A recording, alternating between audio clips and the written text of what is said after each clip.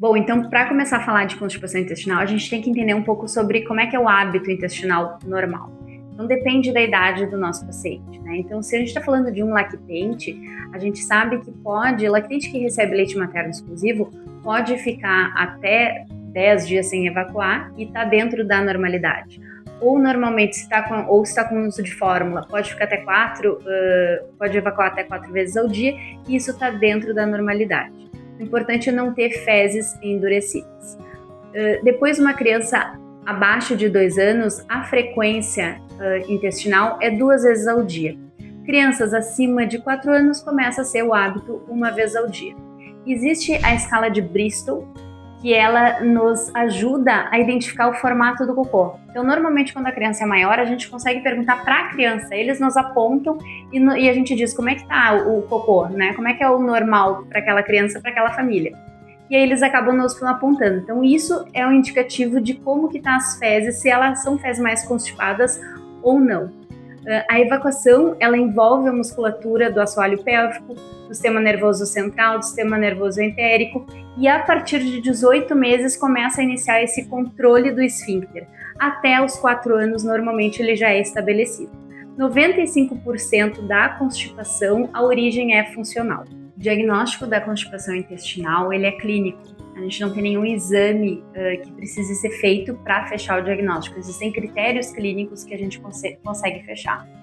A criança de 2 a 3 anos, que é o momento do desfraude, muitas vezes a gente vê que o problema foi um desfraude forçado, ou muitas vezes a escola diz, para entrar tem que estar desfraudado. E aí a família faz aquele esforço, né, para desfraudar, e talvez aquela criança não estava preparada naquele momento. Então, a gente tem que respeitar muito e tentar entender qual que é o momento de cada paciente. O principal motivo é a retenção. Então, a criança tem um pouco de medo para evacuar, conforme ela tem medo, as fezes ficam mais endurecidas, né, dentro do intestino, e aí ela lembra que na hora de evacuar vai ter dor, ela retém mais. Então, fica uma bola de neve, né? Então, a gente acaba que eles não fazem cocô porque sabe que vai doer, então já que vai doer, eles não fazem porque assim para eles é melhor. Então isso é um esquema retentivo, né, que a gente tem que tentar bloquear. E a gente precisa usar várias artimanhas para que isso desencadeie essa parte psicológica na criança, para que ele entenda que o hábito de evacuar não vai ser dolorido. Então a gente tem vários mecanismos que a gente consegue fazer com que a criança desfraude no tempo certo, no momento dela. E nas crianças maiores, a gente tem muito de crianças, por exemplo, 6, 7 anos, 8 anos, estão jogando videogame, não querem parar de jogar no videogame para não ir no banheiro fazer cocô.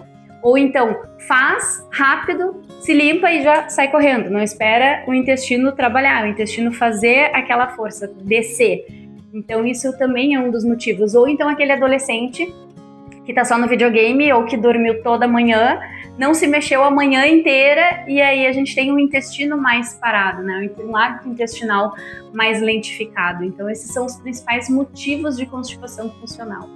Existem sinais de alertas que seu médico tem que estar atento e você procurar se caso aparecer. Por exemplo, sangue nas fezes onde não tem um cocô endurecido, né? Não tem fissura anal. Não é para acontecer. Ou paciente com febre, com uma dor abdominal persistente, constipação não causa febre. Ou então, por exemplo, uma fístula no ânus, né, alguma alteração anal que tenha se visto. Isso tudo são sinais de alarmes que a gente tem que ficar atento e procurar a emergência ou procurar o seu gastropediatra, que talvez não seja uma constipação funcional, e sim alguma outra alteração do trato gastrointestinal. Bom, em relação ao tratamento da constipação funcional, a gente tem várias dicas, né, que depende muito de cada idade da criança, de se ela está desfraldada, se ela já usa o pinico, se usa o vaso sanitário, mas é super importante que no vaso sanitário a criança tenha o apoio no pé, né, que ela consiga subir na escadinha, ou se tenha um redutor, porque senão a criança fica com as mãozinhas dependuradas, isso cansa, não tem a musculatura abdominal para fazer força de propulsão. Então é muito importante, os pequenininhos, o vaso é muito grande, eu costumo dizer às vezes que é o buraco negro. Eles têm medo de cair dentro do buraco negro, então a gente realmente tem que levar isso em consideração, e muitas vezes é preferível o pinico para a criança que tem esse medo do vaso sanitário. tem que dar tchau pro cocô, falar que o cocô vai pro toboágua, vai pro mundo do cocô, que lá vai encontrar o cocô do pai, da mãe, do tio, do papagaio, do cachorro. Então trazer essa coisa lúdica para a criança é super importante, mas que realmente a gente precisa é o assento redutor e o apoio no pé. Ah, mas é um adolescente, não quer o apoio, mas a gente explica que o apoio no pé é para ficar com o intestino mais reto, para sair mais rápido aquele cocô. Então, mesmo que eles alcancem no chão, é importante que os pés fiquem mais elevados. E, claro, sem sombra de dúvida, a gente sempre tem que aumentar o número, a quantidade de água, alimentos saudáveis. Às vezes as crianças acabam que mamam muito leite, isso é um dos motivos de constipação intestinal, então a gente tem que adequar sim a alimentação, mas voltada para cada criança, né? Então assim, isso é uma coisa bem individualizada durante a consulta. Em relação a medicamentos, o que a gente tem? Existem os laxantes osmóticos, né? Esses laxantes, eles não viciam, não têm efeito adverso, eles hidratam o cocô. Então, eles vão fazer com que o cocô não saia endurecido, né? Que tenha aquelas fezes mais amolecidas, que não tem aquele medo de evacuar, para a gente tentar quebrar aquela bola de neve. Então, quando a criança começa a fazer o cocô mais amolecido, ela não vai ter medo, vai se sentir mais segura e vai acabar evacuando, que é isso que a gente quer. Normalmente as pessoas perguntam qual é o tempo de tratamento. É uma doença funcional, né? Então o tempo de tratamento é o tempo que ela é constipada. Então a gente tem que cuidar, porque às vezes a gente dá um tempo de medicamento e a mãe diz, super melhorou, para de tomar, volta tudo de novo. Ou foi viajar, né? A gente sabe que às vezes a criança, adolescente não quer ir em qualquer banheiro. Então isso tudo influencia. Então às vezes o que eu digo? Olha, vai ter que ficar meio que sempre com aquele medicamento embaixo do braço. Quando precisar a gente dá, vai ter vezes que a alimentação vai mudar, que vai fazer uma viagem, ou que vai diminuir a atividade física, que isso é outra coisa super importante.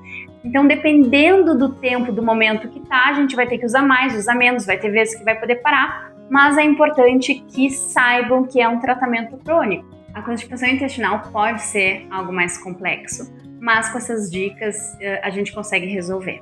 Se você gostou desse vídeo, dê um like ou encaminhe ele para alguém que você saiba que possa ajudar. Se inscreva no canal e se tiver alguma dúvida, bota aí que eu respondo. Até o próximo.